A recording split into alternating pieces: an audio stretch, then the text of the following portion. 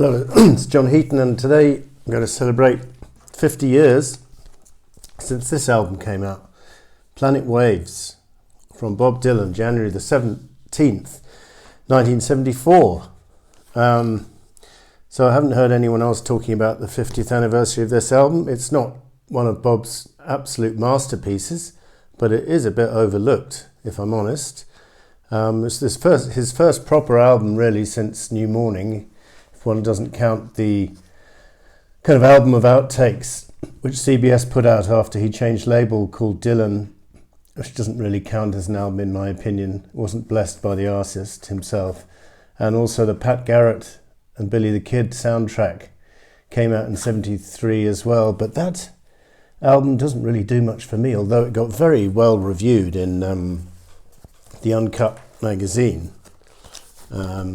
I think they gave 4 tracks from that album 5 stars, which is a bit too generous in my opinion. But anyway, on to this album.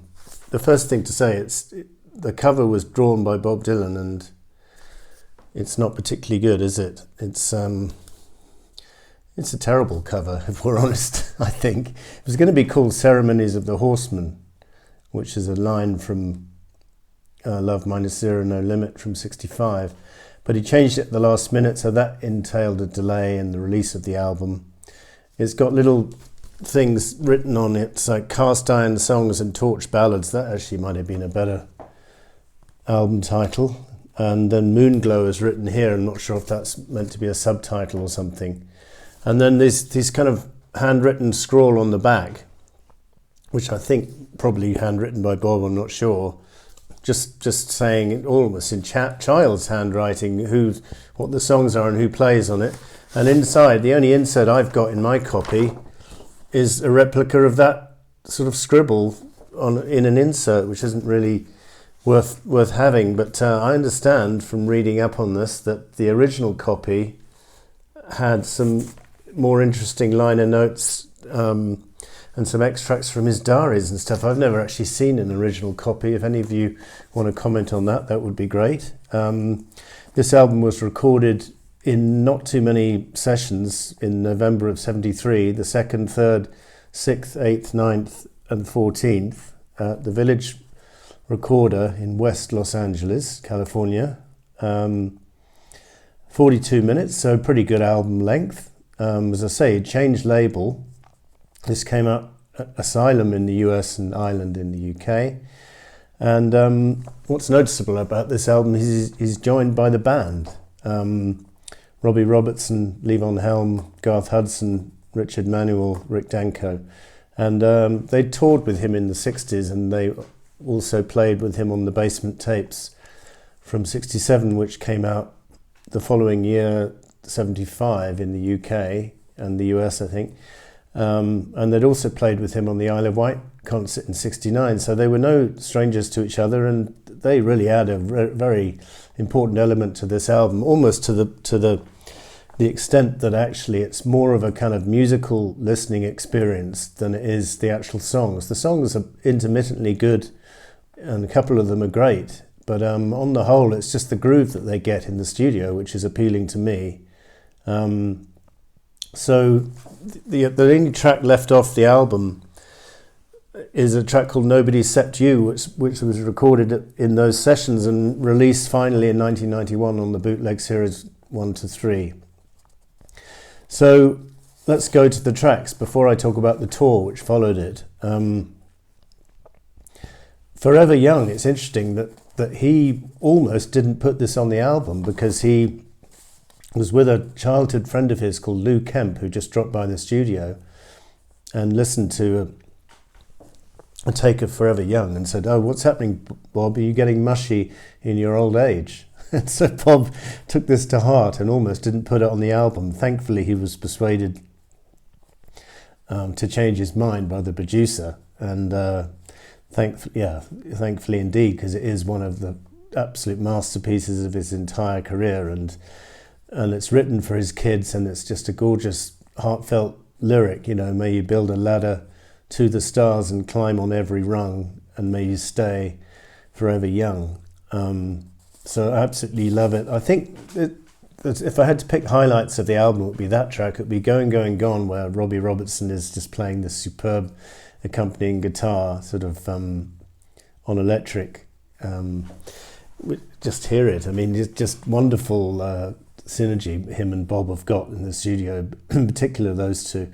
I love Going, Going, Gone, and I love Hazel, which Uncut, they gave 3 stars to Hazel and they give 4 stars to Something There Is About You, which I wouldn't have done, and they gave 4 stars to Never Say, oh no, they gave 3 stars to Never Say Goodbye. They do give 4 stars to Going, Going, Gone. But Hazel, I think, is a great track. And Hazel, Dirty Blonde Hair, I wouldn't be ashamed to be seen with you anywhere. I like the kind of groove of the sound of the song, and I like the lyrics. Don't know who this mysterious woman is. Obviously, this album was written sort of at the back end of the kind of domestic bliss period he'd gone through in the early 70s, bringing up his kids, and his marriage is, if not on the rocks, it's kind of showing signs of strain on a couple of songs. You can see that.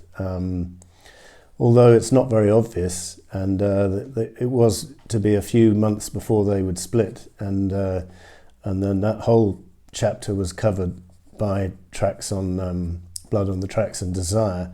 Here, I mean, there's a couple of love songs, I guess. You Angel You, I'm not sure if it's written about Sarah, and then Wedding Song at the end of the album.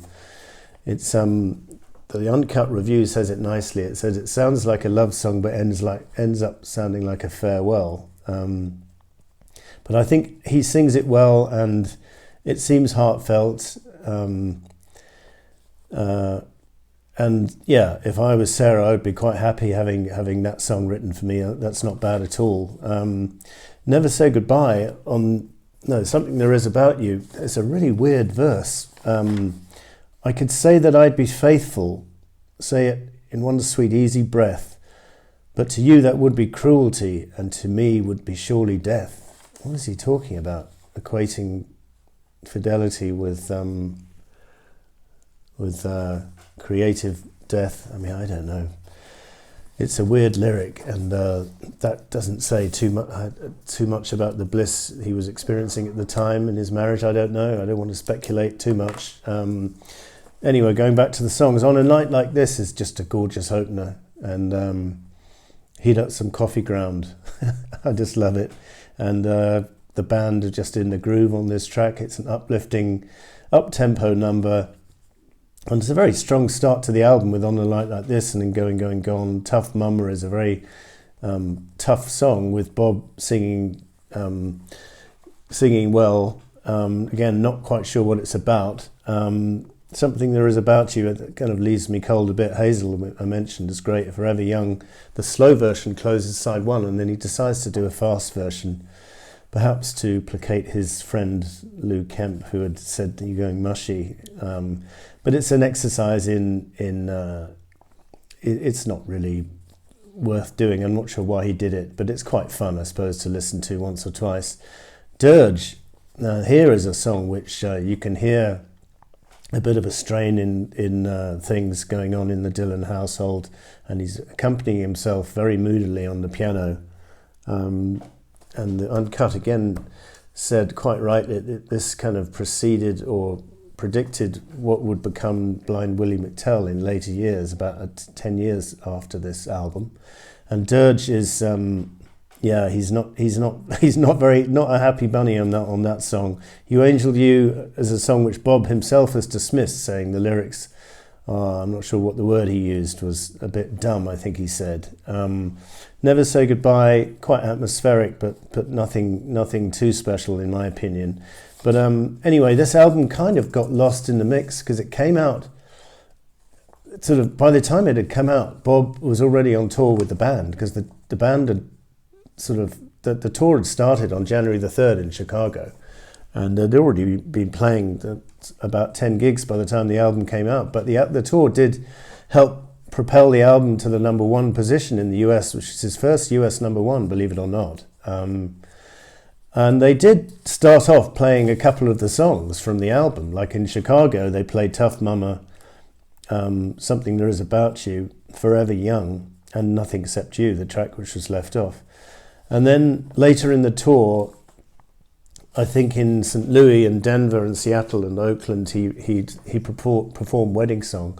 But by the time the tour finished on Valentine's Day in, I think it was Oakland, or no, it was Inglewood, California, I think, the only song from the album still featuring in the set list was Forever Young. And by the time the album came out, the live album, there's absolutely nothing from, not even Forever Young is on here, which is a bit surprising. But then on the Buddha Khan album, which I talked about a few months ago, the new one, which has just been released as an extended song list, but even on the original album, Going, Going, Gone was featured, and Forever Young, so there's 2 songs at least from this album, which is pleasing. So this uncut review, I think, is good, because it says it wouldn't be the last instance of Dylan's present being swallowed whole by his past, but it is one of the more regrettable cases, so much more than just a hastily conceived piece of tour product. Planet Waves sound as the starting pistol of an era of great creative riches. And they also talk about this album being a trilogy with Blood on the Tracks and Desire. I suppose you could say that, although I tend to think the true trilogy is Blood on the Tracks, Desire and Street Legal. And as to how long that period of creative riches lasts, I would say all the way up and through and including Infidels. That would be my view. I think Uncut would disagree, and they're pretty harsh on Street Legal for some reason. But anyway, quite a good review. What else have I got to say? I want to say that I want to recommend a channel called Calico Silver. The guy, I mean, I think I know a fair amount about Bob Dylan, but this guy can quote his lyrics almost, it seems, without even looking them up, and it provides great insight to the songs and to the albums. So Calico Silver, check him out, spelt with a C at the beginning and a C before the end, Calico. So yeah, that was Planet Waves. Notwithstanding the poor cover, I mean, I think this album is an improvement on New Morning, I'll say that. It's definitely an improvement on Pat Garrett. I don't really count that as a proper album. I probably would not rate it as highly as Self-Portrait or Nashville Skyline, but that's just my opinion.